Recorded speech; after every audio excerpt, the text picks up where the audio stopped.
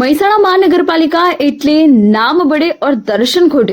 મહેસાણા મહાનગરપાલિકાના અણઘડ વહીવટોનો મામલો સામે આવ્યો।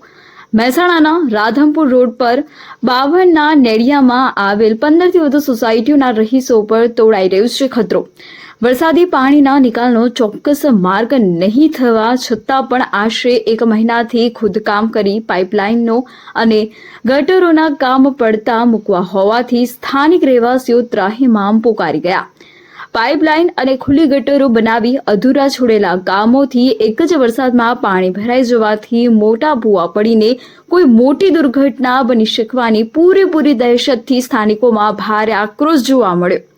સ્થાનિકોના જણાવ્યા મુજબ અધૂરા કામોથી એક જ વરસાદમાં પાણી ભરાઈ જવાથી શાળાએ જતા બાળકો અને બીમાર પડેલ વ્યક્તિઓ માટે મોટું જોખમ ઊભું થઈ શકવાની મોટી દહેશત। વધુમાં છેલ્લા 15 દિવસથી સ્ટ્રીટ લાઇટો પણ બંધ હાલતમાં હોવાથી સુખી સમૃદ્ધ ગણાતા વિસ્તારના રહેવાસીઓને પછાત વિસ્તારમાં રહેતા હોવાનો થઈ રહ્યો છે અનુભવ। દિન 7માં મહાનગરપાલિકા દ્વારા પ્રશ્નનો ઉકેલ નહીં આવે તો સમગ્ર અસરગ્રસ્ત વિસ્તારની મહિલાઓએ મહાનગરપાલિકામાં જઈને છાજિયા લેવા સહિતની લડતની ચીમકી આપી। રિપોર્ટર આશિષ પટેલ, મહેસાણા।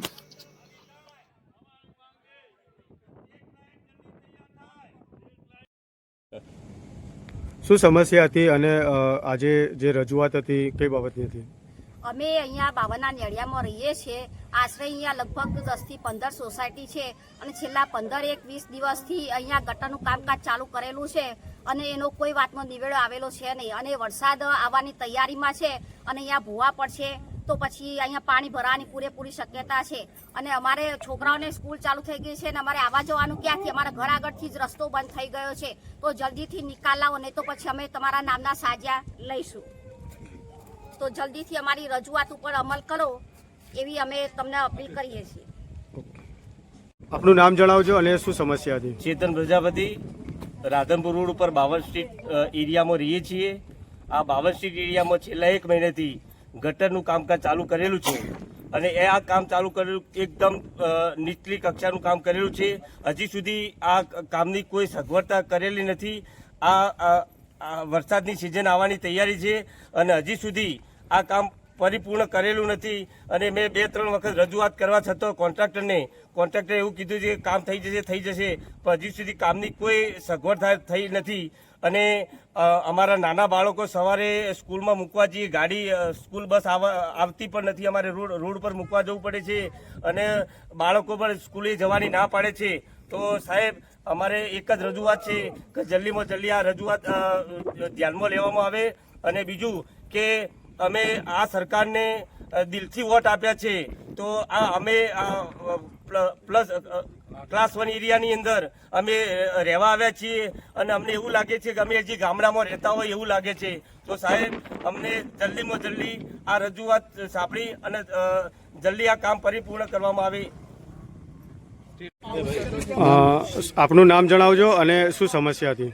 મારું નામ કિરણબેન છે પટેલ, હું આ 52ના એરિયાની રહેવાસી છું અને અમારી એ સમસ્યા છે કે અહીંયા જે આ પાણી અમારા સોસાયટીઓનું તો છે જ નહીં, 52ના નેડિયાનું જે સહજ સોસાયટીની પાછળ જે બધી સોસાયટી એનું પાણી અહીંયા આવે છે તો એના પાણીના થઈને અમારે હેરાન થવું પડે છે। ગયા વર્ષે અમે બહુ હેરાન થયા હતા અને આ વખતે આ ખોદીને ગટરો માટે તૈયારી કરીને મૂકી છે પણ હજી કોઈ કામ પૂરું થયું નથી તો એના માટે અમે બહુ જ હેરાન થઈએ છીએ। છોકરાઓને સ્કૂલ મૂકવા જવાનું, મમ્મીઓને છે આસ્થા ઓજસ કે ગોલ્ડન કેરેજ થેલા ઉપાડીને જવું પડે છે અને બસો બપોરે ખરા ગરમી એટલી બધી હોય છે ને તો ત્યાં ગરમીમાં ત્યાં લેવા જવું પડે છે છોકરાઓને માટે।